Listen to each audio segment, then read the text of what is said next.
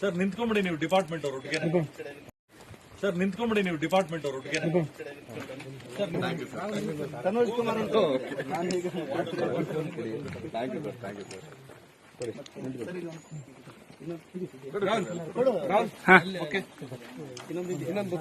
ಅಲ್ಲಿ ಚೇತನ ಹತ್ರ ಇದೆ ಸಂದೇಶ್ ಅಣ್ಣ. ಸರ್ ನಿಂತ್ಕೊಂಬಿಡಿ ನೀವು ಡಿಪಾರ್ಟ್ಮೆಂಟ್ ಅವ್ರ ಒಟ್ಟಿಗೆ. ತನೋಜ್ ಕುಮಾರ್ ಅಂತ